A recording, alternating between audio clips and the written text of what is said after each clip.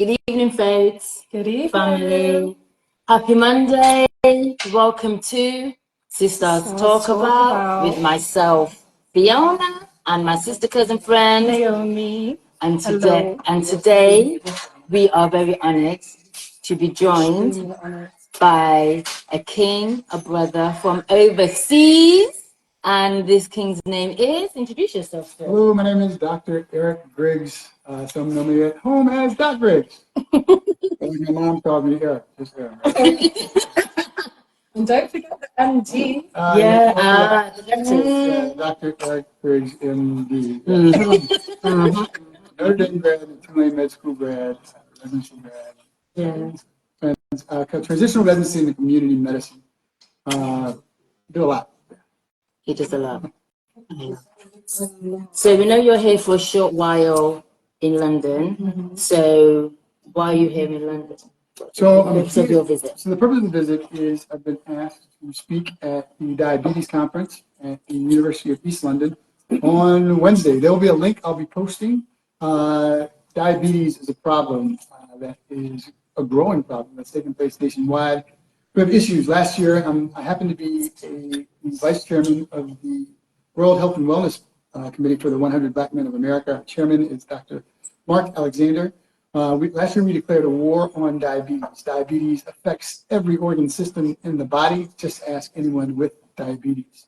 So my job, in my day job, I'm the assistant vice president of community health affairs for Access Health Louisiana. That's a system of primary care clinics across the state. We have 62 clinics and 50,000 patients. Wow. I'm responsible for everything on the ground, people, practice, and policy. The education, I'm the health educator for Fox 8 News in the region. Been doing that for about 11 years. I've been doing radio for about 11 to 15 years. Also a professional. While y'all wanted to speak, adjunct professor at the Xavier College of Pharmacy, LSU School of Medicine, and the Tulane University School of Public Health. I am I'm taking classes now for specialization in AI in healthcare. AI from Stanford. AI. Well, I got that one, and I'm taking another one in AI in product management from Duke. AI medical diagnosis and blah blah blah. Wow. My platform is to get checked, get fit, get moved. Yes. I love it. Get checked, get fit, fit, get moved. Get checked, get fit, get moving. Okay. Can we just give you a round of applause? Seriously. Like, that's incredible. Thank you. Do you mind? We're going to take it way back. Let's go way back. Way back in time. So, when you was first starting in the, well, what made you go into the medical field? I knew a giggle was going to come. So, a number of reasons. So I was sick as a kid. I was allergic to everything. Dr. Coleman lived around the corner. He would come to the house with his black bag. I would be on the cot, asthma attack, and he'd give me the nebulizer thing. I'm allergic to everything, so I got shots every week up until the age of 12. And I was a kid in the corner that couldn't enjoy what everyone else enjoyed. So I knew that I absolutely did not want to go into medicine because that was horrible. These people give me shots all the time. You name it, it's ridiculous. And then I was a late bloomer. I was about 5'2" till I was 16. They used to call me Little Eric. And my voice changed. Yes, 5'2", 16. I was 16. Well, I was Little Eric in junior high school. He's not 5'2". No, he's no longer 5'2". He's taller than me. But to be quite honest, my grandmother had me very, very active in different programs in the church. They had a program called the Explorer Program. And to be quite honest, I looked in the room, I said I wanted to be an attorney. Okay. The attorneys drove convertible cars and they had pretty girls. And I'm like, yeah. So I go to the meeting for the Explorers. And I looked in the room and there were all these dudes in the room that were this tall and their deep voices like this. I looked in this room over here. Yeah. There were a bunch of girls. Okay. And my voice was all the same So I thought I'd stand a better shot going over there, and I went with the girl. And then there was a Dr. John Peacock. There was a summer program called at Bowman Gray School of Medicine. Dr. Velma Watts identified me as a kid that she wanted to keep her eye on and kept me in programs geared towards medicine, kept me on the straight path. She was really instrumental. She was at Bowman Gray School of Medicine. Started a summer research program. And part of the Explorer program, we had to shadow Dr. John Peacock, who was an infectious disease doctor. And this is telling my age. This is in the 80s. I remember going down a hall, and there were at the end of the hall, there were a bunch of people coming in and out with hazmat suits on. And he was like, well, I gotta go see this patient. We don't know what it is, but I'm going down there. I'm with this girl. They start walking down the hall. I see these dudes walking out with a hazmat. I'm like, well, I'm glad. So eventually they went, and I walked in and I looked. They had like a clean room, a room where you change. Stuff. He said, y'all can stay right here and you can look inside of the bay window. Like there's a window you can see inside. And he said, y'all don't have to come in if you don't want to. I'm like, well, I'm glad you said that. Well, he went in, he washed his hands, and he didn't put on all the stuff. There was a guy, African-American gentleman on a bed, laying up like this. Now, he had a gown on the end of his pants, sitting there like this, and it looked like it was his wife and his daughter sitting in the bay window. We couldn't really hear what he was saying. So he was listening. And he literally everyone looked really sad. Dr. Peacock walked over him and said, I don't know what this is, but I know what it's not. Whatever this is, and this is during AIDS, the HIV AIDS had just really hit the scene. Like I said, I'm telling my age. And he said, I know what this is not. This is not anything that will prevent you from being my patient. I'm going to take care of you, and we're going to get through this together. He looked at the family. I think someone pushed me in or something, because by the end of it, he was hugging the patients, and I'm sitting, the mom and the kid were crying, and I don't know what happened, but I was sitting there hugging everybody. I got to do this. I got to do this. So I fell into medicine, and then there was a movie called Doc Hollywood where Michael J. Fox, somebody paid him with a pig, and they went out money. That's a nice pig. Well, I wanted a nice pig. And I wanted to help. I wanted to be a community doctor, and that's how all this started. Yeah. Wow. Yeah, a little rocky. Just wanted a nice pig. So you started off being a community doctor. Do you mind breaking down what is a community doctor? So I do community medicine. So when I tell my students, community medicine is 3 Ps. It's people, practice, and policy. And the reason there are breaks, the healthcare systems are broken a lot of times, most times, and ours is broken, is because the people that make the policy for practice don't have the people in the room, so it's not practical. In order to be in the room, you have to invite the community in. Well, not everyone has the credentials to get in the room, so it's my job to pull the community and be an advocate for the community to the policy folks, and to be an advocate for the policy to the community folks so they can meet in the middle. Oh, okay. Does that make sense? Yeah. So it's community medicine. We are on the ground. Yeah. We travel across the pond to find out what other communities are doing, and we try to unite them. Because again, instead of operating in silos, if we can all get on the same page and speak with one voice, all of the problems that you find in community, not just health, all the problems in the community can be solved by the solutions from the community. One of the first things they told us in my first year of med school was 100% of the time, the patient will tell you the problem. And if you listen long enough, 80% of the time, they'll tell you the solution. If I walk in and say, Doc, my hand hurts when I do this. If you listen long enough, why do you do that? I say, I probably got to pat your hair. Well, why don't you cut your hair? Thank you, Doc. You're brilliant. I couldn't get my head out. Just the solution. It's a matter of empowering the community and educating them, and not using the 50-cent words. Getting them to understand the concept so they can give you solutions that they will use, and that's the most important. The policies don't make sense because you're not speaking the language of the people. True, very true. And if you don't understand the language of the people, you need someone to tell you what they're saying. Yeah. And I think so. One thing you said there was time. I find personally, and I know other people have said it as well, that when you go to see the doctor, they don't give you that time. No. So as soon as you sit down, they ask you what's the problem, but before you've started finishing what you're saying, they're typing, already typing up the prescription. And you finish talking, there's a prescription, look at the time, there's your prescription. Because you have to be out within 10 minutes. Within 10 minutes. Given a 10 Yeah, minutes. you know, and that, you hit on a great point. We were talking about it earlier. Is that, you know, the answer to every problem isn't a pill. A lot of times the answer to a problem is listening. Listen 5 times, talk once, and someone will tell you. I love it when people come to their own solutions. Yeah. I'm really stressed. Well, why are you really stressed? You know, I wake up on Monday morning. What time do you have to be at work? I have to be at 8. I get up at 7:45, and I'm just stressed. And the rest of the week, my blood pressure's up. Like, well, why don't you go to bed 30 minutes earlier? So you can wake up 30 minutes early. You know, that might work. It's simple solutions first. Not to say there are times where you have to take medicine. You have to do other things. But a lot of times it's habits. But you have to talk to someone to understand that first and really listen. Yeah. And 10 minutes is not quite enough. No, it isn't. 100%. Well, we get into the next part. I'm going to say a quick hello. Hey, Tash. Hey. I think Donna's joined us. Nutmeg Spies.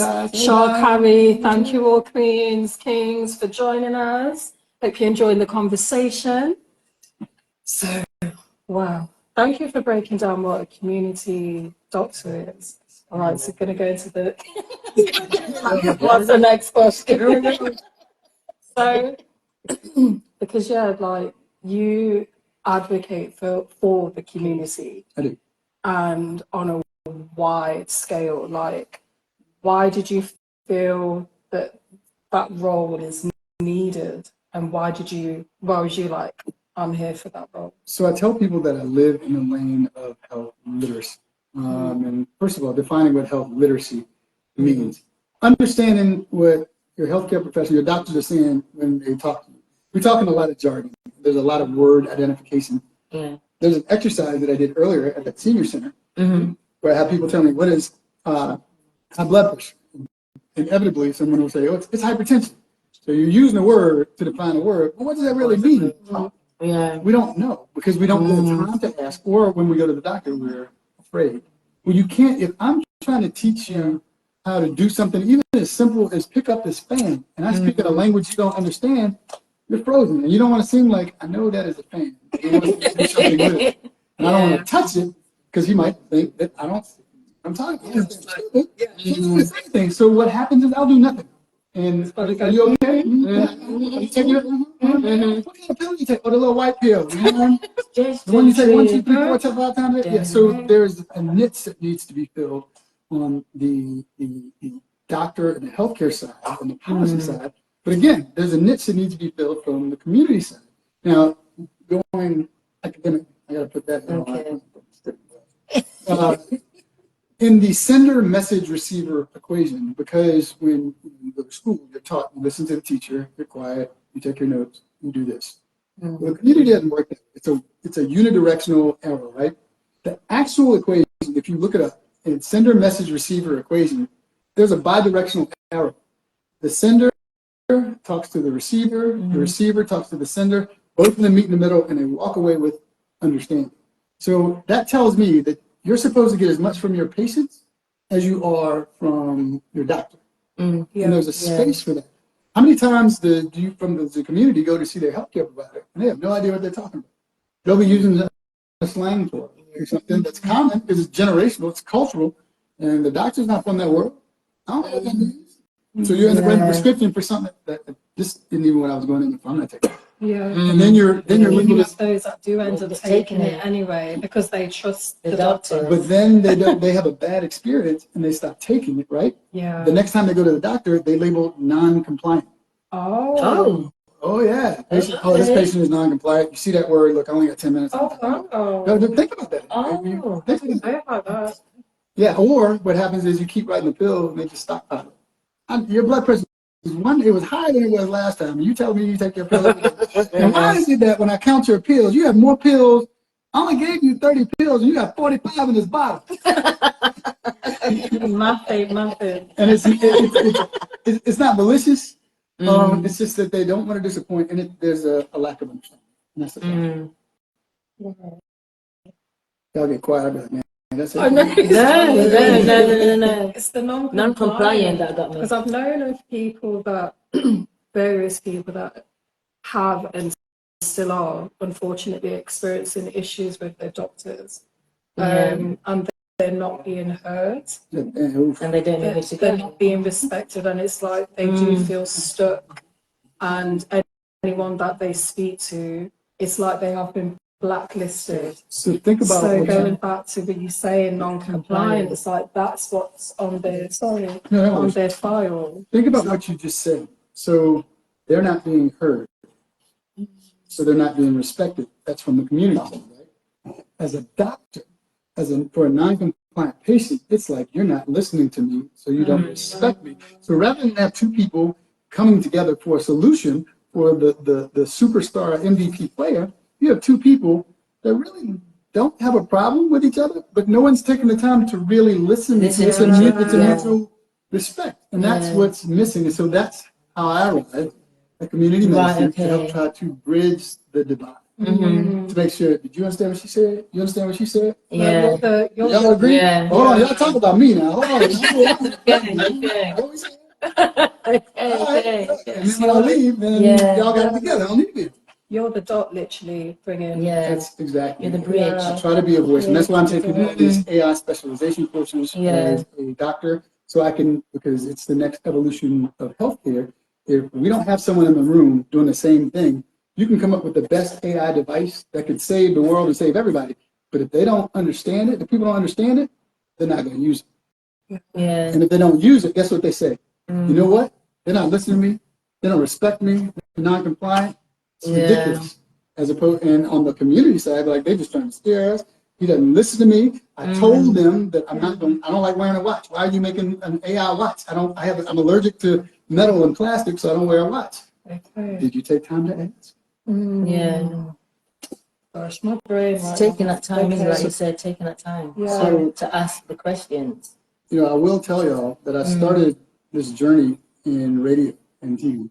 And in radio, especially, silence means something is wrong. So every time I say something, y'all go, I'm like, I say.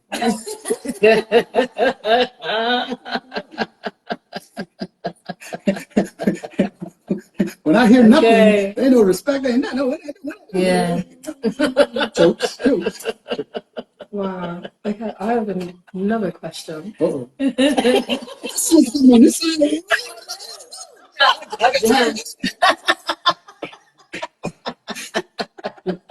And another thing.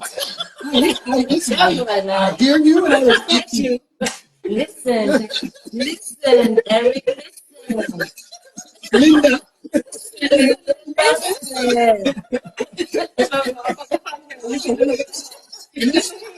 Patricia. You got one of those little towels? My pressure's on. My sister is on this side.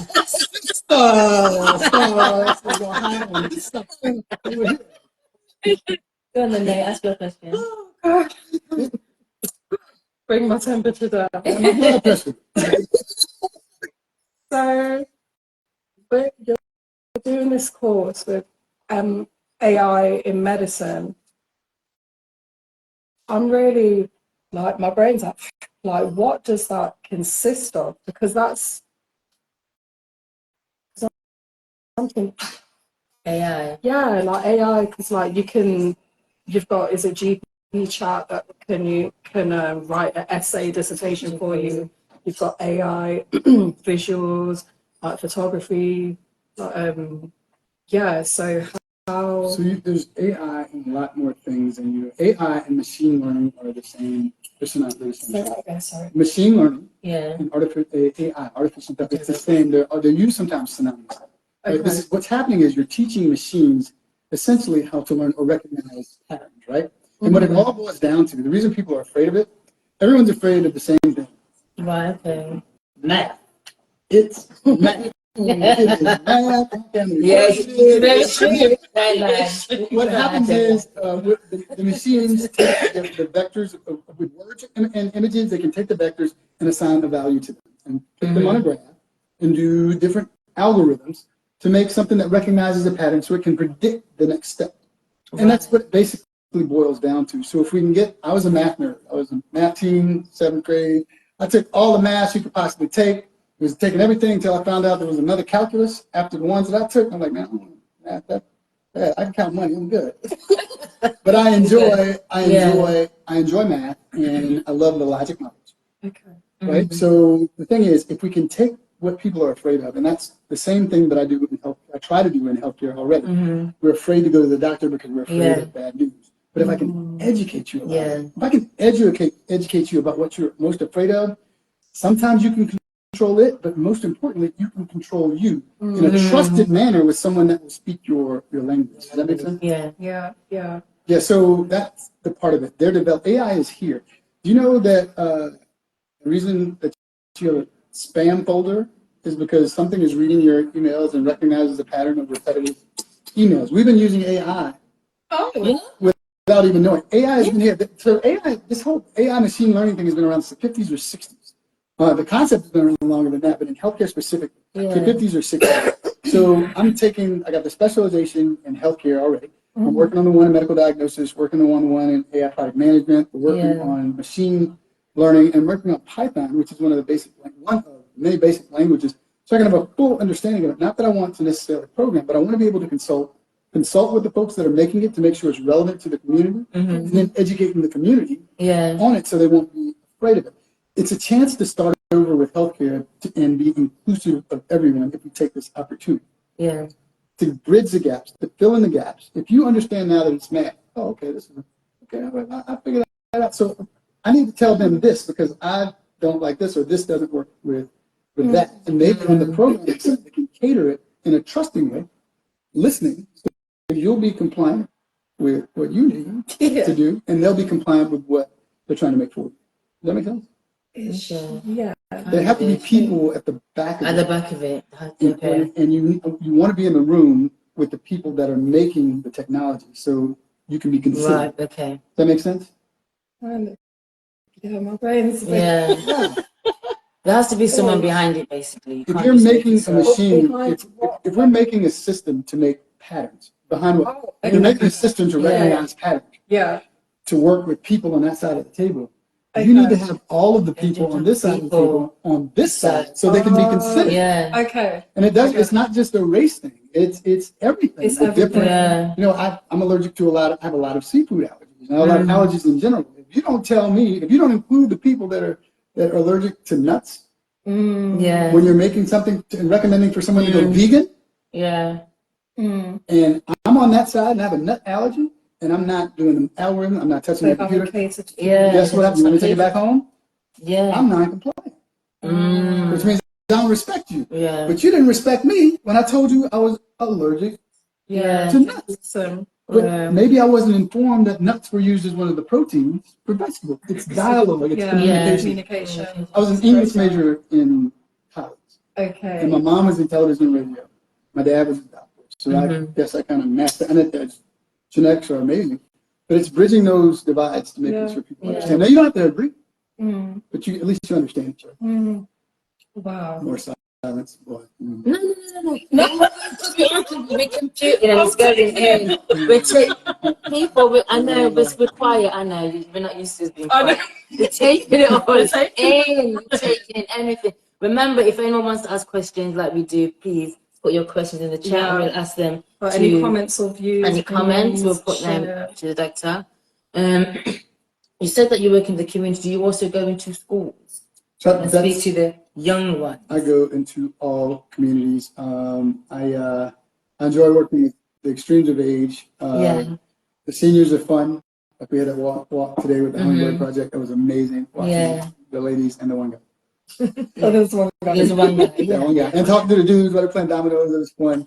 But I love working with the kids as well because they ask the best hard questions. They do. And they get excited. And when they get excited, they get me excited. And it's just, it gets hype. It's a party. It's a healthy party. And the beauty is that same things that work with kids work with adults. Oh, really? We get so serious, we forget what it's like to have fun. Yeah. When did exercise become, we used to play. Serious. Yeah, we went outdoors and played. Yeah, we just played. We didn't think about exercise. You go outside and you did whatever you walked up on. Why can't we do that as adults? We don't exercise enough. As well. Yeah. I might hurt my knee. My neck. Got a bad ankle, got a bad foot. My neck, and my neck. I think my fear came when it, like with playtime in fitness, came in when, what was it, that metal pole thing, and you would swing around it. No. Yeah, I don't know what.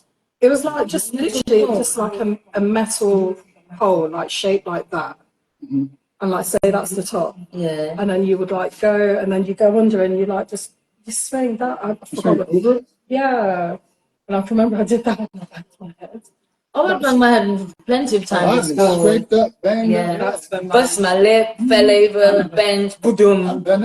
Same, yeah, lots of times. Many scrapes, falling off a bike. Yeah, Part of the fun that we miss out on as adults is we allow ourselves to become deconditioned. Yeah.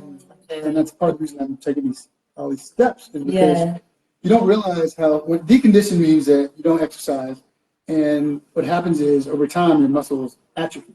Right. You don't have the strength that you used to. How many times do you say, I used to be able to double dutch? Well, yeah, you did. You used to jump this high off the ground.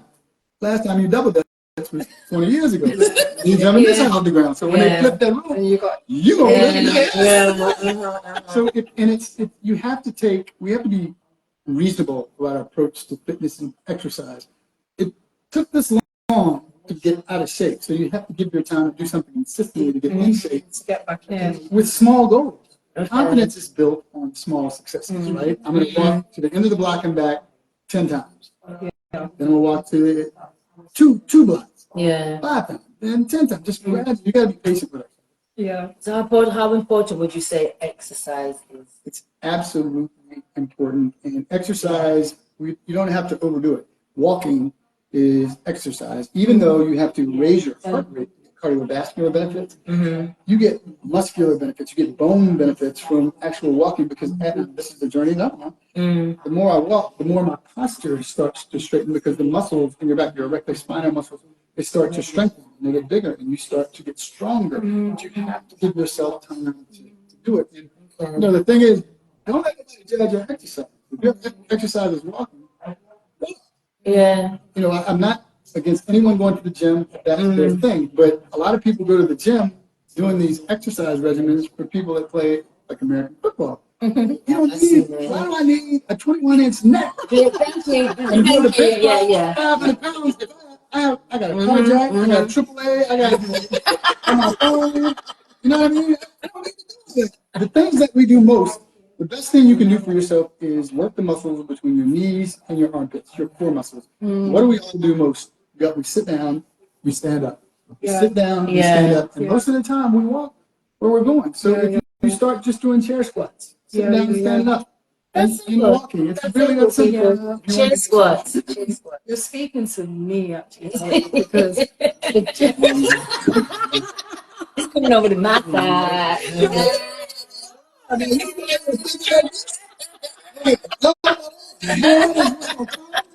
And you see,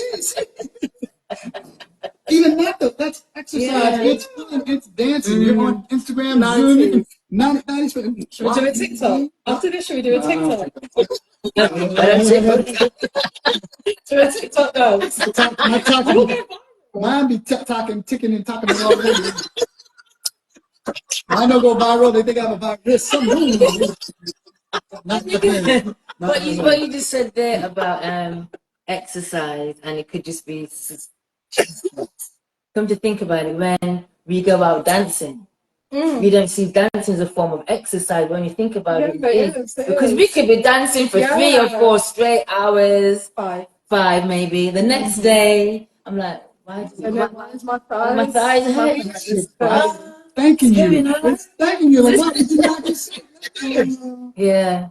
So Dr. Patricia Smith was the one that invited me here for her conference. And we were talking yesterday, and she said, in poverty there's wealth, and in wealth there's poverty. Well, it's the same thing. In health, there's sickness, and in sickness there's health. If you take it the wrong way, you try to live too healthy. You do too much. It's called orthorexia. These people that orthorexia. People that eat, they go overboard with the healthy to the point that it's unhealthy. They start making stuff up. There's sickness in that if you overdo it. And in sickness, there's health, and it's a mindset. Yeah. You gravitate towards what you think. If I'm sick and they say, you know what? I'm better. I'm going to get well. Now, we've all been sick before and be like, I'm tired of this. I'm going to get well. You start thinking of the positive things. I'm going to start drinking more water. I'm going to eat. I'm going to feel better. You notice that you feel, I'm going to smile.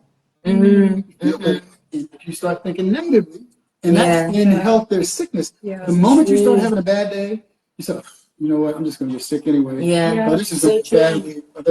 You start to go down. So in health, Dr. Patricia Smith, in health, there's sickness, and in sickness, there's health. I translated that from what she told me about wealth and poverty and poverty. That's a word right there. Yeah, that's so true. So Nice one, raise a hand. Man, she got that. I got watch my.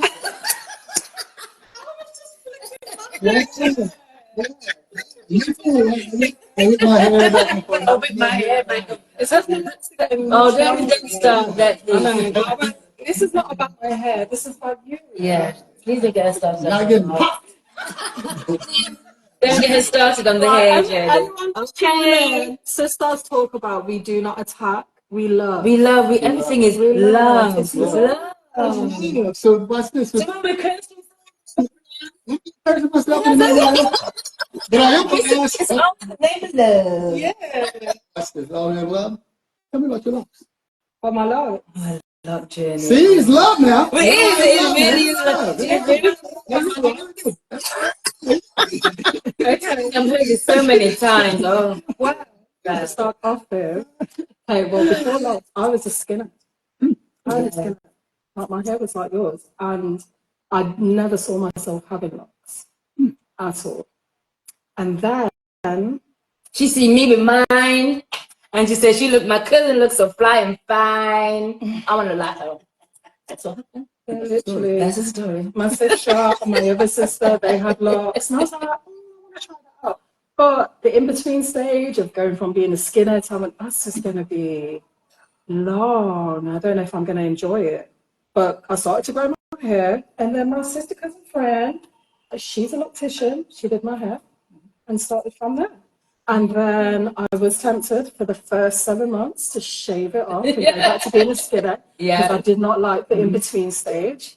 Because I was like, I look ugly. We warned her about that. She was warned. We all go through it. I know, but anyway. It was intense. And it's crazy because nobody fully understands because I had a skinhead before. And it was all about my face. My pretty face.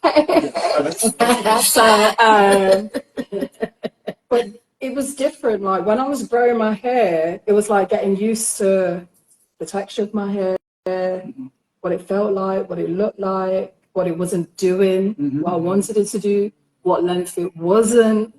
And then having the locks done, it took away some of the length because it gets tucked in. So I was like, I did not sign up for this. You were looking at yourself. You were just seeing yourself. Yeah, and then I was like, my face looks ugly. My face is so ugly. I don't like it. I know. But I didn't did you have a tribe of people supporting you while you were doing it? Yeah, my sister and my sister, literally. And then when it got too much for them, they would literally tell me to shut up. You know why? Because we've all been there. Literally, when I had my locks done, like you said, big afro, the locks came. Yeah, I'm like, I look like a man. I don't like this. So there was a stage where I was just putting head wraps on. But people said to me, it looks really good, but you couldn't see it because I'm just seeing myself, myself bare. No extensions, no big afro, just me. And it's that small. I can't really put it up. Or anything. Right? So and then I learned to accept myself and accept my locks. Acceptance. And what happened to your locks when you started accepting the process? Oh my! So ask that question. So I got a question for y'all. Yes. So you want to say magic trick? Magic trick. So I started off in television radio, and you asked what I did, right? And as a community medicine doctor, and I told you about the communication. I want you to take that same story and talk about it. Started off, I wasn't healthy. I looked in the mirror. I never saw myself ever being healthy or fit. But then I met my sister friend from the community, and I saw that she did it, and I didn't say anything. And you know what? I'm going to start walking and trying it myself. There were days I'd look in the mirror, and I was like, wow, I'm just fat. My clothes that I had to cover up the fact that I wasn't healthy, they're not fitting anymore. People are looking at me funny, and I don't know. Till finally, my sister friend looked, girl, what you doing? What are you trying to do? You look good. Well, really? I'm going to do it with you. And I'm going to tell you how I did it. And then once your tribe started teaching you, and that's a big component we leave out of healthcare, is how to talk to yourself, self-talk. All of a sudden, I whip my hair back and forth. And then when you get in that dress that you wanted to wear, or those clothes you wanted to wear, and you're looking good, and the community's looking at you, and I got to throw my plug in for the 100 Black Men of America. Our platform is, our mantra is, what they see is what they'll be. That little girl that feels the same way, that's shy, sitting in the back, that doesn't want to talk, that sees you doing this, all of a sudden you see her. What's wrong? I'm ugly. I'm big. I'll never be healthy. I saw you do it, so let's do it. You know what? That makes so much sense because I've had, oh my God, at least like a I told you, man, I've had at least like 5 people, but I don't even know, like we know each other's face and we see each other around and even just on Instagram. And they've been messaging me saying, oh, like watching you in your log journey, I really like want to follow, or I want to, like, when did you start? How did you feel? How did you get through that? That is... The more you share your story, we're talking about lots, but let's take it to health. Imagine seeing that the kid, that person that saw you start smiling, being, I can do that. I see it. I can be it. And then, will you help me do what you did?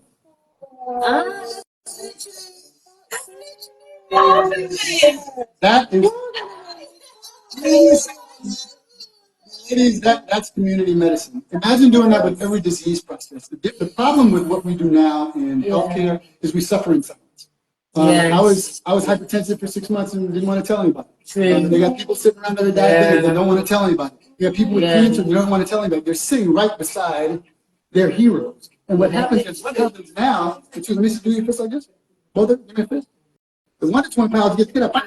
Now this is a dynamic duo to go find other people to tell them about their health, tell them about their hair, but empower them, show people the beauty and brilliance within themselves, because that's what I saw. That's community medicine. And now they got quiet again. Take this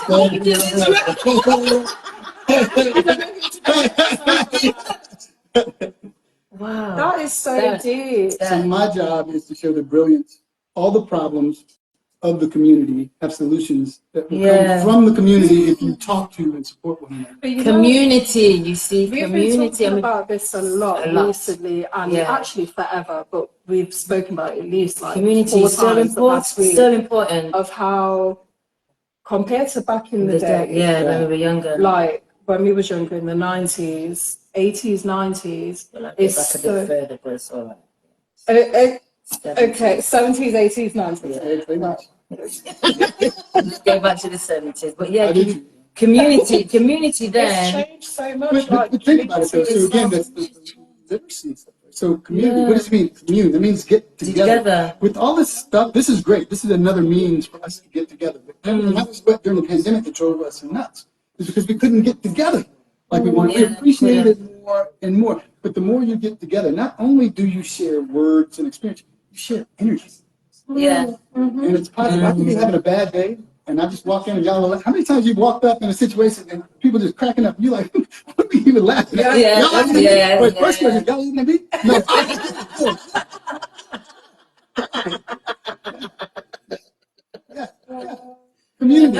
Commune. Just when you think community, so when you run into a problem alone, who can I get together with to help me with myself or with this project? Yeah.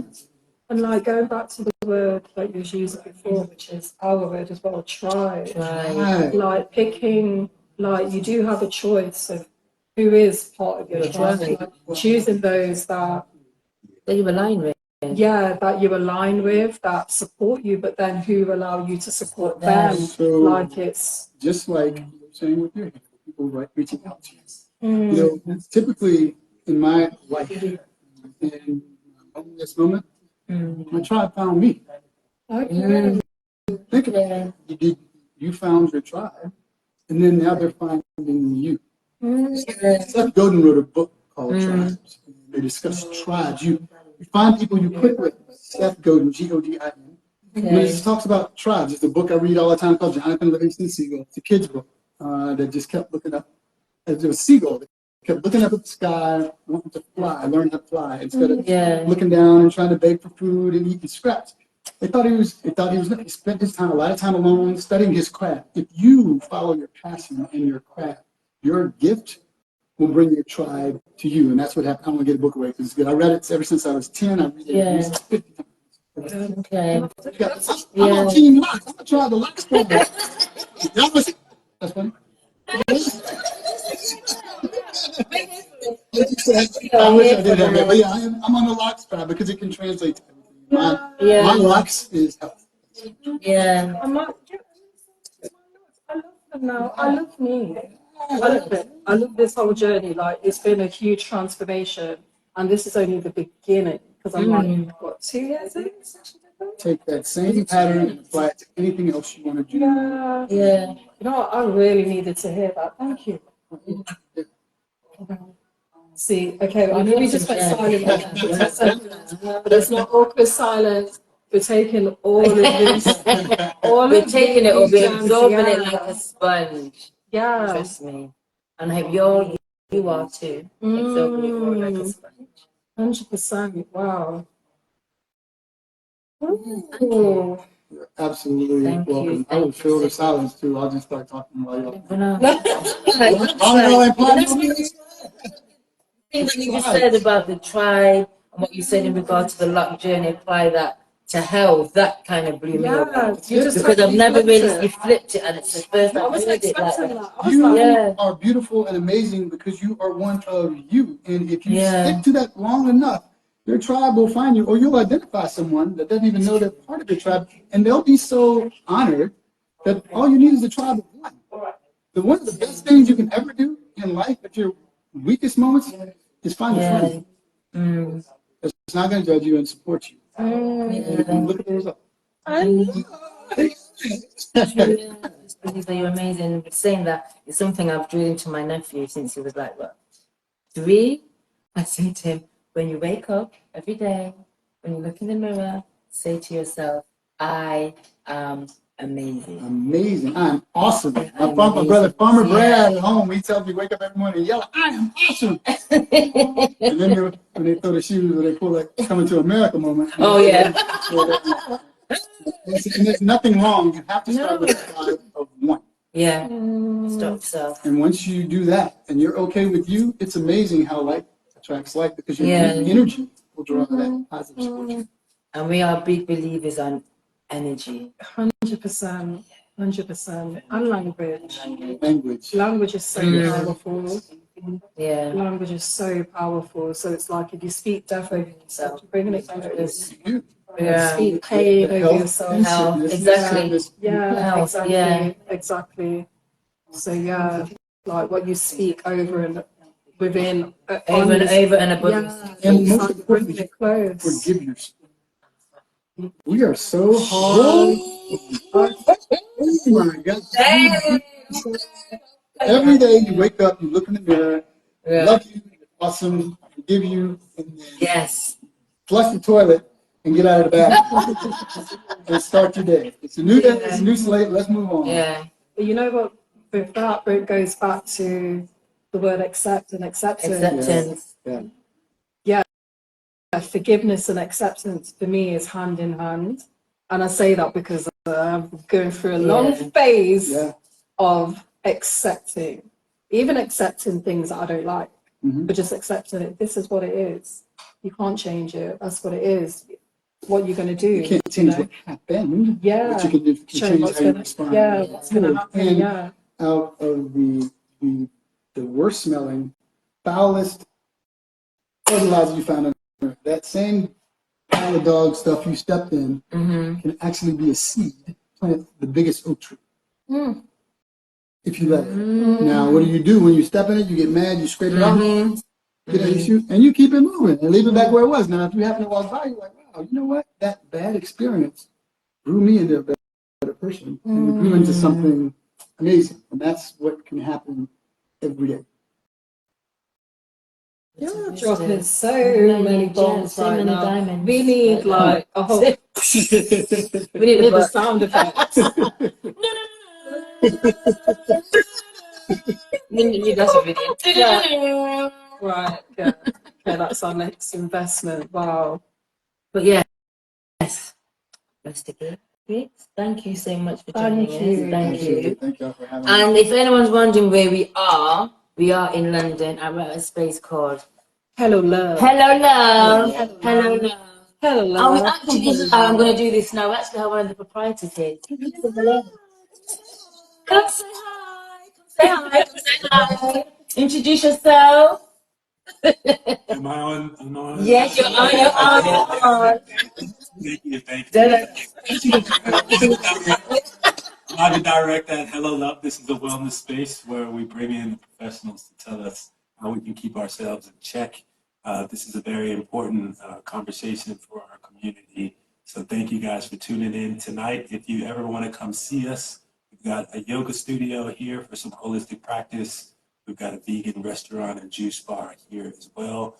All of the proceeds from the space go to supporting cancer patients.